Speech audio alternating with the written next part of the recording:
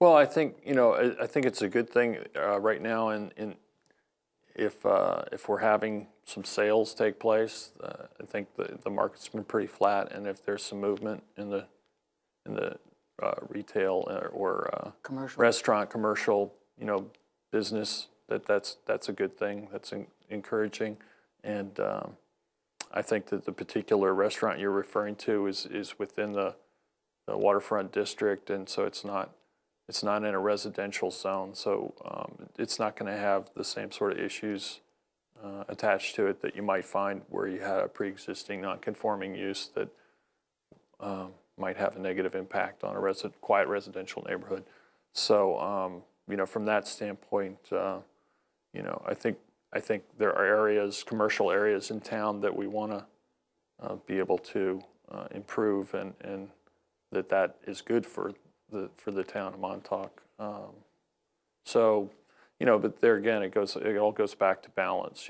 We want to encourage growth that doesn't diminish the quality of life that we have, that we enjoy, and the balance that we have with our natural surroundings. So, I'm optimistic that we can find ways to improve our economic standing, and without diminishing our quality of life. I think that's achievable. But we have to keep those things in mind when we're making decisions. Well, I couldn't agree with you more, because quality of life is to me the primary issue. Is that we don't want to see a diminishing. I want to be able to go to the water and take my swims and know that I'm going to see clean, beautiful water and a lovely beach. And I worry a bit about that. I know that my son went oystering the other day and came home with a bushel of oysters, which were unbelievably delicious. Right. And I mean, it really is a startling experience to be able to do that kind of thing, especially when you were born and raised in the city. Right. To come and have that kind of experience, it's just, and the children, look at the oysters and, ooh and ah and all that kind of stuff. Sure. And it's really fabulous. Well, it's interesting you mentioned Montauk. There's actually some aquaculture going on the east side of Lake Montauk, raising oysters. And, they're trying to develop a Montauk brand, if you will, of oyster. And, so it's not that far away from the restaurant you mentioned. So, we have these two different aspects in somewhat close proximity to each other. And, I think we have a real opportunity to, expand our local shellfish production and, strengthen our local businesses. Those oysters could come fresh out of the water there and go directly to that restaurant across the harbor. And, this is what we raise. This is what we have to offer. And the outside world, we have a lot of great things to offer. And, I think if we do it in a sensible way moving forward, that we can, actually improve our quality of life without, hurting our economic standing. Okay, Peter, I'm going to take you at your word that you're going to work for that. Finding that common median where it's a win-win situation. I mean, that's what I think we should be focusing on. It can't be all one way or the other. Yes. Well, I mean, we all see what's happened to our national government, where there is such polarization that we get nowhere. I mean, right. As we were talking before we came on the show, the super committee failed. Right. And right. Well, we're certainly not going to agree on all things. But I think if we focus on the common ground that we can find, and build on that, and build on a common trust and reasonable and sensible ways of moving forward, that everybody benefits from that. It reminds me of something that we used to do as I was an educational administrator, and we used to have meetings with the teachers and the union members, and we would sit down, and what we tried to do was find what we agreed on. And what you agree on becomes the thing that you build on. Right. And that's how exactly. you make consensus. If if you all say, okay, this is what we want. I mean, certainly being a resident of the Springs, I am very interested in making sure that the Springs does not become more dense than it is right now. I mean, it's quite, with the accessory apartments and people living, so many people in a house, and what we think about when we're talking about 8 grown-ups in a house with the showers and the dishwasher and the washing of the clothes, and what is happening to that septic system and the water. I mean, water is a big issue in Long Island and will be a big issue in the future. Mm-hmm.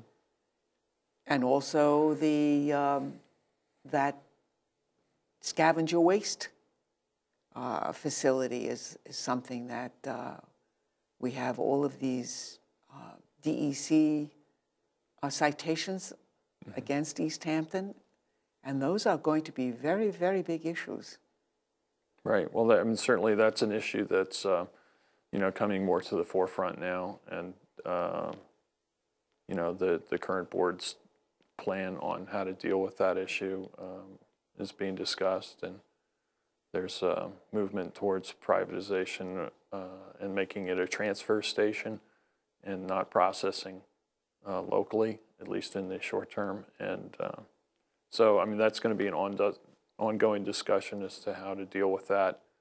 There's some other issues surrounding that in terms of long range. Will Up Island plants continue accepting, waste from out here, or will they be reaching capacity and start turning away? And then what do you do then? And what kind of economic impacts will that have on, say, restaurant businesses and the local carters? What are the impacts? So there are a lot of issues, peripheral issues that surround the scavenger waste treatment plant, and so there's going to be a lot more discussion about it, and trying to find the best thing to do. The environment, of course, and is very complex. And obviously, we have come to the point where we may have reached maximum density out here in the East End because, the island is a terminal moraine, and there's just so much that, can be absorbed by the land that we live on. And every time I read about water, I get, panicked about, good God, should I be putting away water somewhere? How do I do that? How do you get enough water to take care of your needs? Right. I don't know. Well, certainly safe drinking water is going to continue to be a really important thing for Long Islanders, and really any locality anywhere. Yes. Moving into the future, having clean, safe drinking water obviously is a very important thing. And maybe at this point it's not in the primary focus of most people because you just turn on the tap and there it is. But we have to keep in mind that in our particular situation where we are reliant upon our groundwater for safe drinking water, that what we put on top of the land ends up eventually in the aquifer.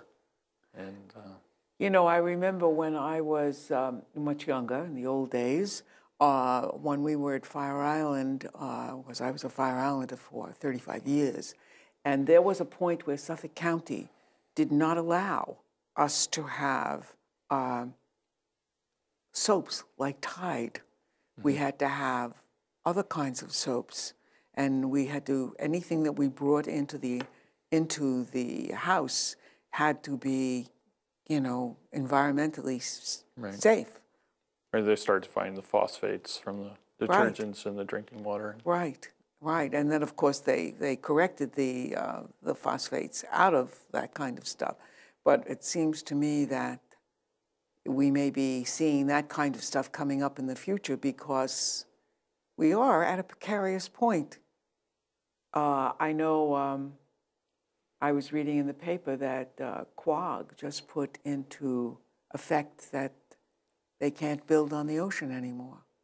I don't know if you happen to I catch that. didn't catch that story. Yeah, they've changed the rules. They can't build on the ocean anymore because the ocean is coming closer and closer to us. You know, so those are really big things that are ahead of you people on the board, where you have to think not only about the needs of the government right now, the needs of the people right now, but the needs of the people in the future.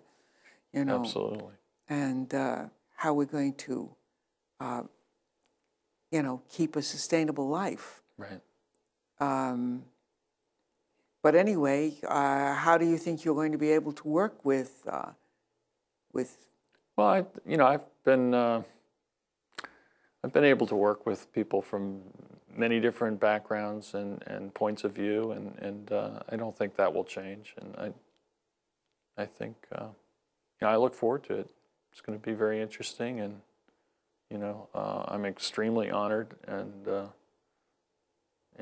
really kind of humbled in a way that I was the top vote getter, and I look forward to trying to do my very best to serve the town of East Hampton. It's going to be a really interesting challenge for me personally, and I look forward to it. And it will begin in early January? Early January. I'm not sure they've actually set the date. I believe the swearing-in takes place at the first organizational meeting of the year, which I think will be the 3rd of January, but I haven't actually heard what the date will be yet. So, well, I plan to be there. Thank you. I plan on saving that date myself.